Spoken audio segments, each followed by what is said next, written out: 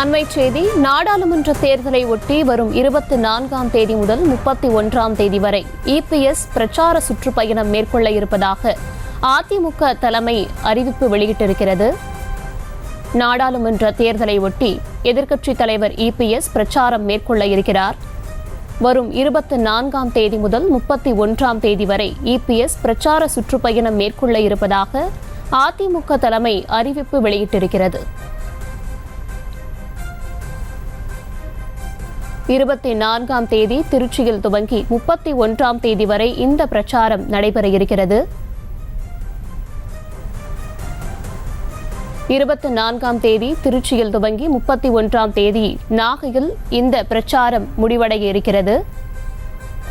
கூடுதல் விவரங்களுடன் இணைக்கிறார் செய்தியாளர் பாரி கார்த்திக். வணக்கம் பாரி கார்த்திக், விவரங்கள்.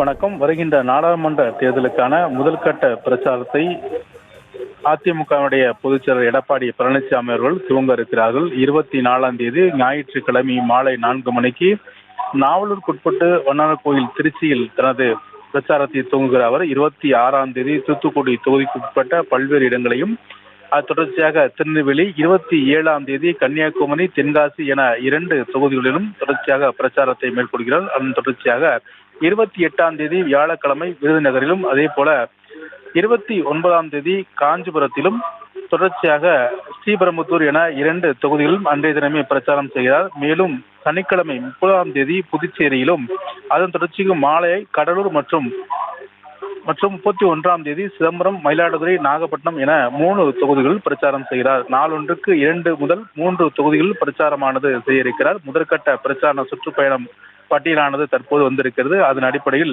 24ஆம் தேதி துவங்கி வருகின்ற 31ஆம் தேதி வரை முதற்கட்ட பிரச்சாரத்தை எடப்பாடி பழனிசாமி அவர்கள் துவங்க இருக்கிறார்கள். அதன் அடிப்படையில் திருச்சி, தூத்துக்குடி, திருநெல்வேலி, கன்னியாகுமரி, தென்காசி, விருதுநகர், ராமநாதபுரம், காஞ்சிபுரம், ஸ்ரீபெரும்புத்தூர், புதுச்சேரி, கடலூர், சிதம்பரம், மயிலாடுதுறை, நாகப்பட்டினம் என பல்வேறு தொகுதிகளில் அன்றைய தினம் பிரச்சாரத்தை மேற்கொள்கிறார்கள். முதற்கட்ட பிரச்சாரத்துக்கான பட்டியல் தற்போது வந்து கொண்டிருக்கிறது. அதன் அடிப்படையிலே 2ஆம் கட்ட பிரச்சாரமும் விரைவில் வர இருக்கிறது.